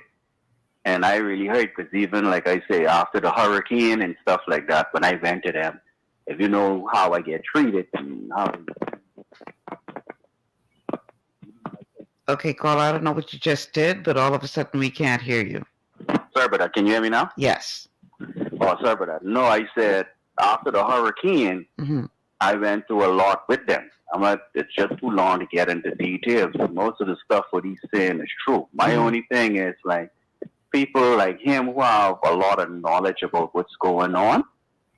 It's less we Grand Bahamians really don't know. We only know what we're being taught, like misinformation, like okay, the port owned this. Because all my life I was taught that 8 Mile Rock is 8 Mile Rock. You can't drive your car down that area. You got to park it here. You know what I mean? It takes this long for somebody to really say the truth. So I think people like him need to expose basically what's going on so we can move on, because it's really bad. You have, and Freeport is only 2 lines. If he from Freeport, he know exactly what I mean, and it's either you doing all right or you ain't. And I on that ain't part. So I listen and the sit back, it make me really feel bad to know that, okay, even when I hear the grandson speaking, it kind of should irk me, because he's not black. He's not from here. They know what they doing, and he's still trying to get away with it. They still trying to rob you. What it is you can take from me if I don't have nothing. I lost my home, lost my family and everything. He knows the condition of Freeport, right? And I just saying, people like him would have this nice knowledge, and people like me who've been around forever, believe in a lie. They need to expose, even if it's on the side of the government. And if they need to go, then go. Or if we need to be represented by somebody different, then let that happen. Okay. Because we cannot just keep talking and talking. We just talking to. It's been 100 years they've been here. But caller, I'm going to let him respond because we're running out of time. But and when you're talking about if we have to be represented by somebody else, you have the power to decide who you want to be represented by. Yeah, I know, but I saying I can leave when I just saying it was a lie that was told from us, even to like my mother and my father them believe what I believe, because I got that from him, from them. Right. I'm saying he's so knowledgeable of what's going on. I know might be a few of them, right? But I think they need to come out to just expose exactly. To me, he exposed. This is the first time I hear this. Like that has blown my mind what he's saying. You know, and I believe people like him who have power, knowledge, and understanding of exactly what this Hawksbill Creek Agreement is, or whatever the case may be. If it ain't benefiting his people, I think you know what I mean, and he need to come out of the shop, because I don't know him. Right. He might be popular and certain about it, but I feel this gentleman need to come out and be a Freeport poor people defender. Okay. That's my feelings towards it. I'll just sit back and let him talk. Yeah, let's let him respond, because we're running out of time. Mr. Glinton, how do you respond to that caller? Very, very simply. I don't want him to continue to beat himself, because he's not the fault. The truth of the matter is, it should be not the responsibility of the average citizen to be knowledgeable about the Port Authority and the detail that I have become, because I wasn't born with the knowledge. It took me to pursue my interest based on what I was seeing, but I have obviously the tools to do so. And from the very beginning, I made a choice that I would be one of the few lawyers who would not be retained by the Port Authority. I would imagine that every lawyer, particularly some of those who will be representing the same man here, would have one time been retained by the Port Authority. Mm. You have to make choices. And I can't be responsible for being anything more than a citizen, which I am. As I indicated earlier when I was coming on the show, I don't like having this role of sometimes pretending to be some public intellectual. I'm not. I have a view. If you ask me for it, I will tell you what it's all about. But in doing so, you also create enemies, because this show is not being watched simply by locals or listening to. There are others here who are quite aware of who I am, because I've often had to do battle against them. And so far, it's successful. But to what end? At the end of the day, you're being sabotaged by other people who know that when the bell rings, they must show up. And Sad commentary about where we are as a country. I want to read a comment, and then we have to take a quick break. This comment is coming in from C. Allen Johnson. It says the Bahamas. I am also not someone who the Bahamas government, past and present, including Grand Bahama Port Authority, lacks leadership with the ability to comprehend the relevance of the Hawksbill Creek Agreement in a 21st century global economic environment. And he continues, and then we have to take a break. We need to have an honest conversation on the Hawksbill Creek Agreement, past, present, and future, in proper context of what it was, what it is represented to be, and what it will become. Thanks, Mr. Maurice Glinton KC, for an honest perspective. We have to take a break. On the other side of the break, we only have a few minutes left. Let's talk about the way forward, particularly as it relates to the business community in Grand Bahama. Stay with us. We'll be back after these words from our sponsors.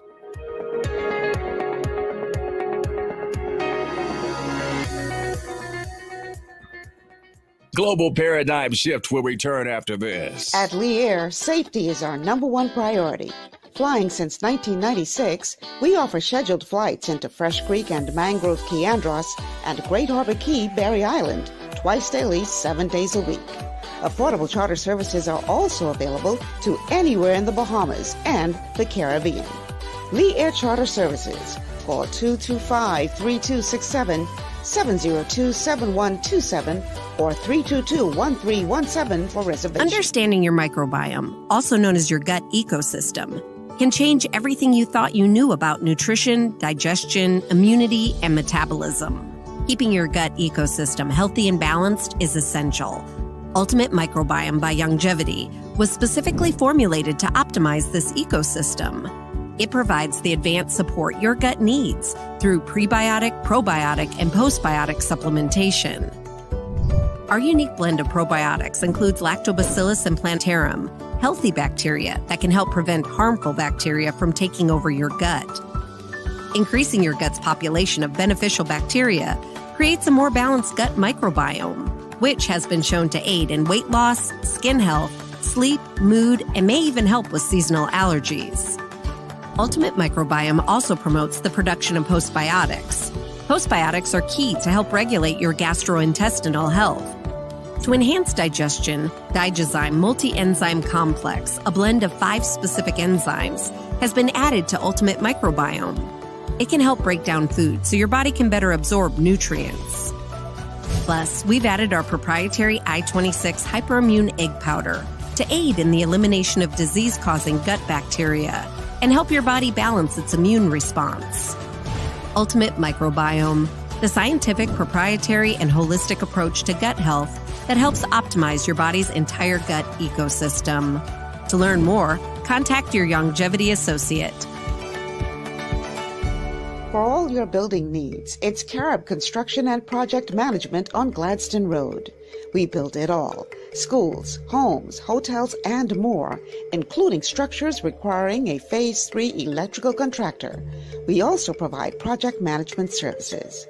The first step towards your dream building begins at Carib Construction and Project Management. Call us at 376-1556 or 341-4466. One of the things I love about the mailboat is their relationship with Bahamas Air. I can earn travel points on my international freight and redeem them when I fly. For me, online shopping is easy, with mailboat US addresses and regular freight delivery to Nassau. Plus, I can always prepay customs and freight, and they always notify me when my package arrives. Yeah, a lot of people think the mailboat is just for shipping, but they also offer a safe and secure storage facility at affordable rates, all in a central, convenient location. We also offer passenger service into Freeport multiple times per week with a seating capacity of over 450 persons. With family movies on large screens, one hot meal included, and on-board lounge for snacks and soft drinks. We're the mailboat. We're bridging people, products, and places.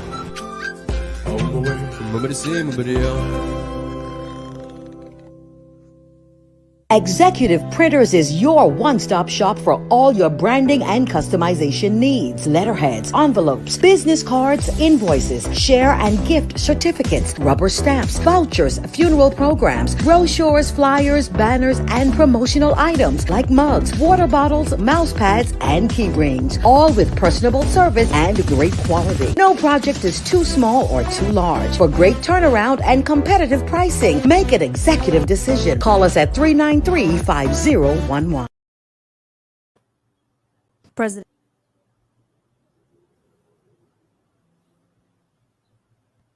President of the Grand Bahama Chamber of Commerce, James Carey, weighing in, saying that it's been long overdue for the government to take a look at the Hawksbill Creek Agreement. And in recent times, I have been advocating that the Hawksbill Creek Agreement be revisited and reconfirmed or tweaked as necessary, because at the time the Hawksbill Creek Agreement was put into effect,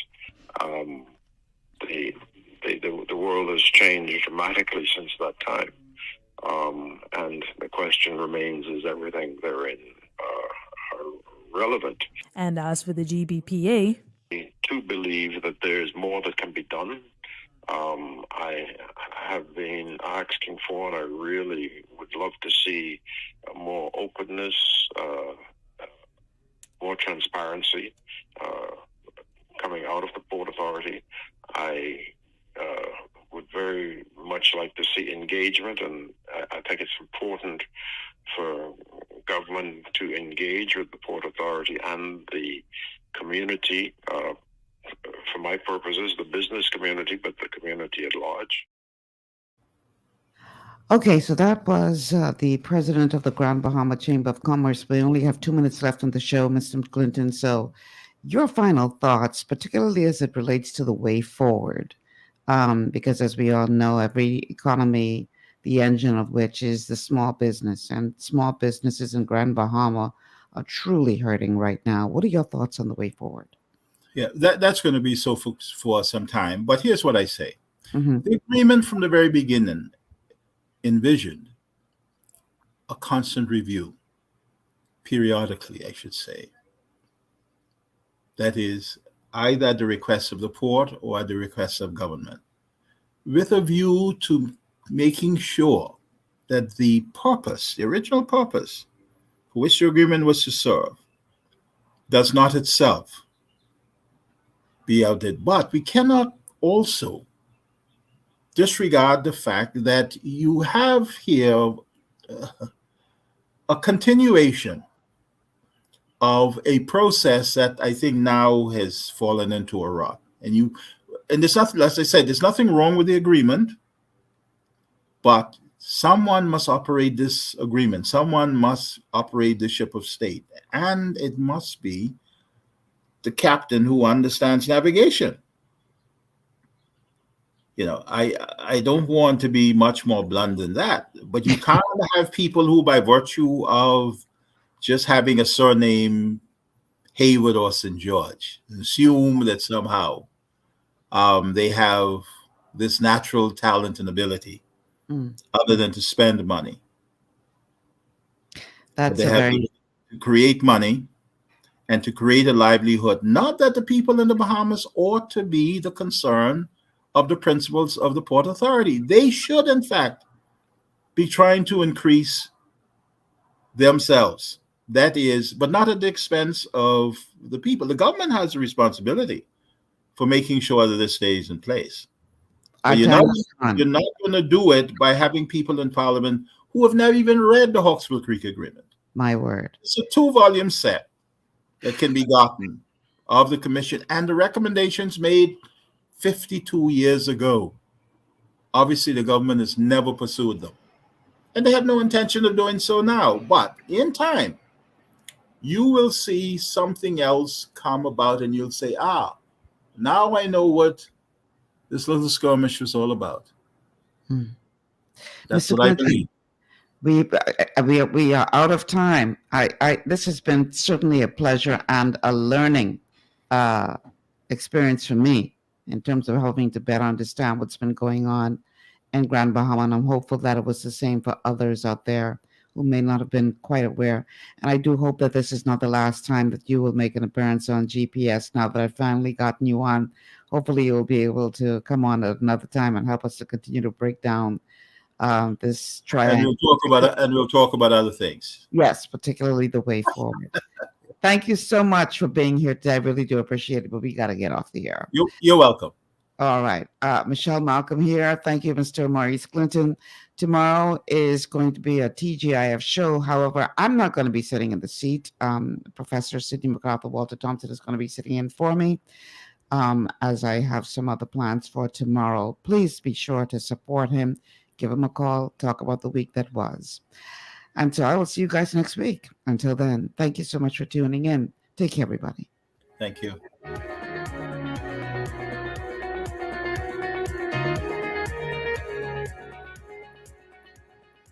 Global 99.5 FM reminds our listeners that the views and opinions expressed on this show are those of the host and guest.